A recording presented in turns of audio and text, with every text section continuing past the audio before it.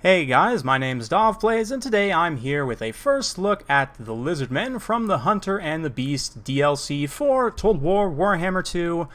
Today we're going to be taking a look at a multiplayer battle between the Lizardmen and Norsca. So, one of the new Lizardmen units is this big boy right here, the Dread Saurian, the biggest unit model yet added to the game, or to any Total War game ever for that matter. This thing is absolutely massive. Just to give you nice size comparison, we've got some little skink boys here, and look at this big thick boy.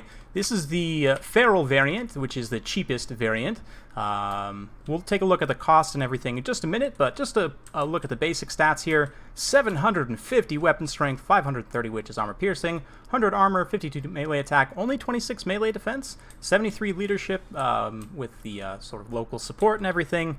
But yeah, it is about 10,000 HP, which honestly is a little bit lower than a couple variants of Mammoth, which did surprise me a little bit. I expected it to have more HP, but that is what it is. So we're going to be taking it today, and to help support it, we've got one of the new variants of Slann. So obviously Nakai is the new sort of melee brawler lord, and there are also two new lores of magic being added for the Slann.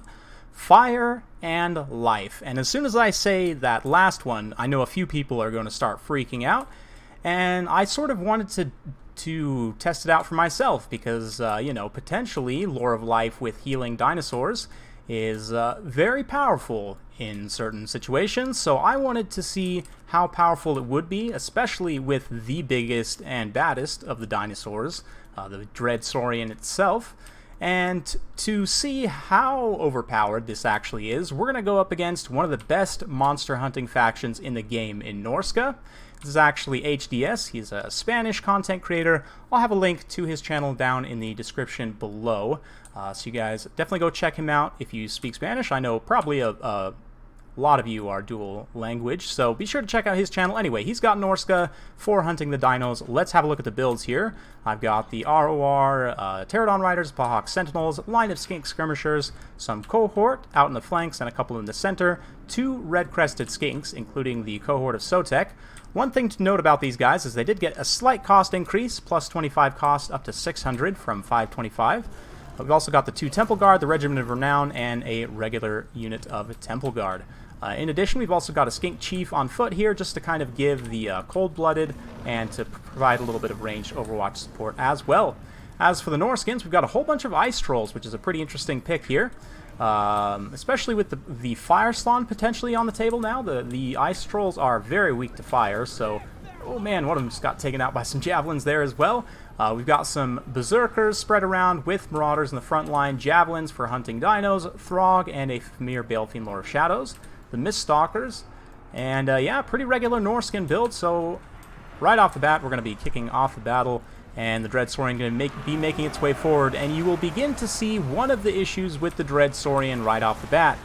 Its size is certainly an advantage in some situations, but when you're trying to not get hit by anti-large javelins from these boys on the ground here, it can be a bit of a problem. As you guys will see, 100% of the shots are going to hit on pretty much every single volley. So yeah, this Dread Saurian started to take a lot of damage already. We've got Shield of the Old Ones and Regrowth already going off. So you can see we already have used one Regrowth there on that big dino to try and keep him in the fight. We're doing a ton of damage in this front line area, mostly just to Marauders though. The Trolls honestly aren't taking that much damage, and neither is Throg. Likewise, the Famir are able to pull back, and, you know, just Skinks not doing the greatest job holding up the line as to be expected. That being said, Cohort of Sotek doing well over here with the support of the Temple Guard. They are taking down these Ice Trolls relatively well, but obviously this Dread Saurian just getting absolutely shredded. Even with an Earthblood there, we've got Cold-Blooded to keep its leadership up and stop it from rampaging, but these anti-large Javelins are just way too much. The fact that there's two units here firing completely unimpeded, and again, every single Javelin is going to make contact. Not to mention Throg's anti-large armor piercing. He's able to get a few frostbite hits in here potentially as well. We're going to drop some rocks on these Norscan infantry to try and bring things back, but at this point the balance power is pretty far gone, and you can see the Dread Saurian actually shatters there. So that is obviously a huge blow for me. It's a huge amount of resources lost almost immediately. And, you know, Slann has pretty good leadership, as do the Temple Guard. We're going to continue to fight here and, you know, heal up these Star Chamber Guardians. try and get some of these other units kind of unified into a little bit of a Death Star here and drag down some of these large targets. You know, the Norscan Ice Trolls, the regeneration, definitely helping them out in this situation. Again, they are very weak to fire, like even weaker than normal trolls because of their dual fire resistance. They have 45 weakness to flame. So, I mean, obviously something like salamanders or, again, the fire slan just throwing fireballs would be very good here. Of course, if you have the fire slan, then you're also getting the benefit of that 25% weakness to fire from the Kindle Flame as well. So potentially you're going to be getting a lot of damage in on these Norscan Ice Trolls, but obviously with the Life Slan here, trying to go for a healing approach with the big dino did not work out well. So we'll zoom in for some cinematics of these Temple Guard duking it out with Famir and Ice Trolls. Life Slan throwing some spells around as well. Man, this game looks so good. Absolutely beautiful.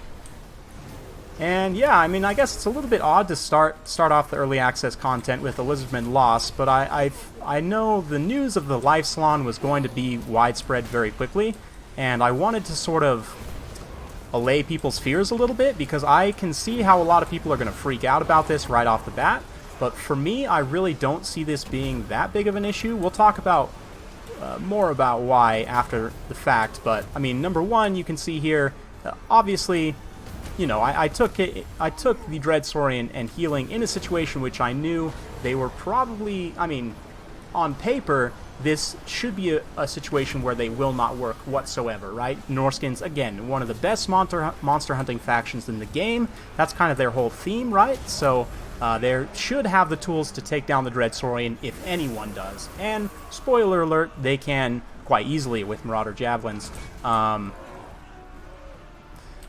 Now, as for other factions, we'll see. I have gotten a few games. I've gotten maybe four games with the Dread Saurian. I don't think it's going to be super common pick in multiplayer just because it's so expensive, and you really have to kind of build your army around it to a degree.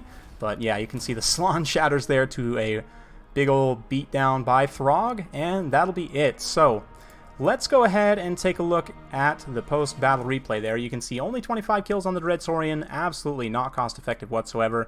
Temple Guards actually did relatively well, and I think, you know, from a more competitive standpoint, you would definitely want to take a Fire Slan and go a bit wider here. We'll talk more about that in just a minute, but as for HDS's army here, the Ice Trolls, I'm not the biggest fan of these guys, but they actually performed quite well this time. Marauder Berserkers obviously doing quite well, 101 kills on the Shadow Famir. Really, really nice Penumbral Pendulums there that I didn't quite catch on film, but still. And obviously the Javelins dealing with the Dread Saurian, very, very key as well. So let's go ahead and talk about why this is maybe not so much of an issue. And number one thing you guys will see if you're observant is this little checkbox down here. This is new. You see this says unit caps. So there's a tooltip that pops up there. You guys can maybe pause and read that if you want to, but essentially what this means is you guys will often in the past heard me talk about tournament rule sets. These have essentially been applied to multiplayer now. As far as I understand, these unit caps are going to be for ladder. They will be enabled for ladder, and for custom battles and for multiplayer battles, you can disable them if you want to. So you don't necessarily have to play with them on, but if you want to, you can. Now, what do these unit caps entail? They are very similar to the Warhammer Cup rules in that they limit the number of units you can bring of a given type. Now, very helpfully, when you mouse over a given unit, it will tell you every category that that unit falls into. For example, if we hover over the Slan Mage Priest here, you can see that rare single entities 0 out of 3. So rare single entities is a designation that a lot of units and lords have, specifically if they are monstrous or extremely powerful. Like obviously the Slan is one. If we look at any of the other Lizardmen monsters here, they are all going to fall into that rare single entity category. Obviously Kroxigors as monstrous infantry would not, as they are not a single entity, but still all these rare single entities will count. So one of the reasons why I don't think the Life Slan will be so much of an issue is because you can only take a Life Slan and 2 other dinos with that 3 single entity cap. Potentially, I mean, the most powerful in my eyes would be something like this with 2 Carnosaurs, especially the Feral Carnosaurs because they're a bit cheaper. I mean, obviously you could pay a bit more and go with the Saurus Scarvet, but I will point out as well, if you look here, you see how this option is grayed out? If I mouse over it, you can see Carnosaur 2 of 2, Rare Single Entity 3 of 3. So because this limitation is already filled for this Saurus Scar Veteran, I cannot choose another Carnosaur. I can only choose the Cold One mount. So you can see that the mount selections are factored into these. And again, if you're ever curious, if you're not sure about what the unit caps are, just mouse over the unit and it will show you what unit caps apply. So, in terms of what are all the different caps, we went through a couple of them already, rare single entities. If you'll notice most units have a hard cap. For monsters, it's usually 2, sometimes 1. With most other units, it's going to be 5. So, like you can see, Saurus Spears here have 5. The Cold One Riders have 5. Ripperdactyls have 5. Also notice, though, flying units are also limited to 5. If we go on over to High Elves here to have a look at a couple of other unit types, you can see Chariots are limited to 4 in total.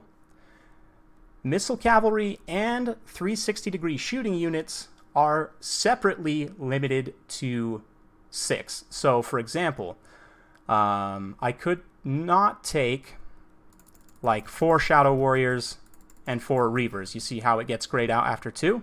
Because these guys have 360 shooting, that being said, I could still take more Missile Cav and Chariots if they only fired forward. So, like if we were to take a look at Dark Elves, for example, if you see here the Dark Riders do not count towards that 360 shooting cap. So you could take, for example, 5 Dark Riders because they're limited to 5 in total. And then 1 Cold One Chariot and a bunch of, sorry, that's not the right variant. I'm looking for the handbows. These guys have 360 shooting, so then we can tank up on a bunch of them as well. And this is something that is also technically possible within the rules because of, again, the Dark Elves specific roster. So you can see kind of some of the limitations and how they'll play out there. That is all the limitations I've been able to find so far.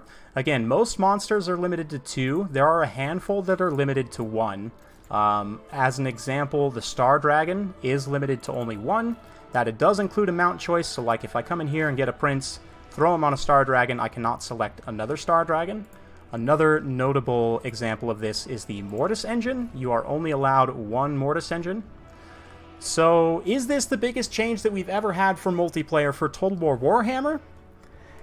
I don't know. Is it bigger than Free-for-All? In my eyes, it is, because this applies, again, assuming that I am correct, this is going to apply to quick battles, right? And that's going to drastically change, maybe not drastically, just because there really are only a handful of players who use cheesy builds that would fall outside of the scope of these rules. Oh yeah, one other that I forgot. This is probably my least favorite out of all of these limitations, and the one that I am most open to changing. All of the other limitations that I have mentioned already are, I think, pretty solid. No real changes needed to those. I think that they're all very well balanced and help create, much more fun, interesting games and sort of cut down on a lot of the cheesy type stuff. The one that I'm not the biggest fan, though, is Regiments of Renown are limited to 3. Now, for some factions, that's not so much of an issue because your Regiments of Renown tend to be pretty expensive. For other factions, that is significantly an issue, most notably for the Greenskins. Vampire counts to a degree, some other factions to a degree, but no one is more so affected than the Greenskins, primarily because most of their Regiments of Renown are pretty cheap. In fact, almost all of them except for 2 are under 750 points, meaning you can bring almost all of them, a handful. 3, if we go with 800, then there are 3 above that, right? So what I'm trying to say is, because their Regiments of Renown is so cheap, you can bring a lot of them in a given build. And thus, this change makes Greenskins, it's going to change a lot of my Greenskins builds, because I am going to have to be a lot more picky and choosy about which Regiments of Renown I bring. And honestly, I never viewed having too many Regiments of Renown as a problem. I've never seen that as a balance issue or like a cheese issue, whereas some of these other issues, all of the limitations that I've listed previously, chariots, 360 shooting units, monsters, flying units, those are all things that can be cheesed, especially against certain factions. Regiments of Renown, on the other hand, not so much. So in my opinion, if they feel it's necessary to have a limitation on Regiments of Renown, then the limitation should be something closer to 5 or 6 rather than 3. That's just my opinion. But other than that, I think that all of these multiplayer limitations, the unit caps, are really, really good. And this is probably the best change they've made for multiplayer ever in Total War, in the history of the Total War franchise. That's a little far. Avatar Conquest was one of the coolest things that ever happened, and I'm still keeping my fingers crossed that we get something like that for Game 3. But short of Avatar Conquest, this is the biggest change we have ever had for multiplayer in a Total War game, and I really think that this is going to go a long way in helping to foster community growth. I know a lot of people are probably going to come back to the game and start playing again because of this. People who had left because they got sick of being cheesed on ladder. I know people personally that will return because of this change specifically. So personally, I'm a huge fan. I think that this is well needed, and I'm looking forward to, hopefully they'll be continuing to make some more multiplayer friendly changes in the future. But this is going to go a long way. I think the next biggest issue for quick battles is draw kiting, and I've kind of talked about that in the past, but there are ways that they could potentially, and I haven't heard, maybe they have some plans for that, that they just haven't announced yet. I haven't heard. This is just what I've seen in games so far. I also don't know. I'm assuming they're going to be resetting the leaderboard again. I don't know. But as far as draw kiting goes, it would be relatively simple to implement, a check for someone's ladder record, right? Because they can see all your wins and losses and draws. If somebody has a certain ratio of draws to losses to wins, then they should get a temporary ban. Like if they have too many draws, basically, that means they're draw kiting, right? Then they should get a temporary ban, I don't know, a week or 2 weeks from quick battle. If they continue to stay at that ratio, if their ratio doesn't, improve, either by getting more losses or more wins, but they can't get any more draws, basically, right? And so, if they continue to draw kite, basically, if that ratio doesn't get better, then they'll just get permanently banned, right? And I know that they kind of fixed the Alt F4 bug, people crashing the game or, hard exiting the game by making it so that it would always register as a loss anyway. And I think that if people repeatedly do that they actually will ban them. I'm not 100% sure, but I don't know how complicated it would be to implement that system. But from my perspective, as a non-game developer, consumer side person, it seems like it would be something that they would be able to implement relatively simply. Is just a check to see, like, okay, if they go above X number of draws compared to losses and wins, then they fall into this category, and then we go, I don't know. I don't know. Maybe that's a solution. Maybe there's not enough resources or a follow through for that to really be done effectively. But let me know your guys' thoughts in the comments down below. For all of this, for the unit caps, I think it's the best change that they've probably ever made. For the new Lizardmen stuff, I didn't really talk about the stuff. I guess we can kind of quickly run through a couple things here. So what all do you get with this? You do get the Kroxigor Ancient and Nakai the Wanderer, of course the Slans I talked about. We've got a Fire Slan and the Life Slan.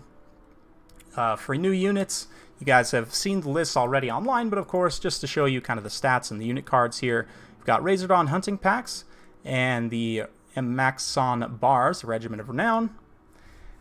In addition, we've also got probably my favorite unit for the Lizardmen in this DLC, the Sacred Kroxigors, or as I like to call them, Boxigors, because they have these massive, awesome fist weapons.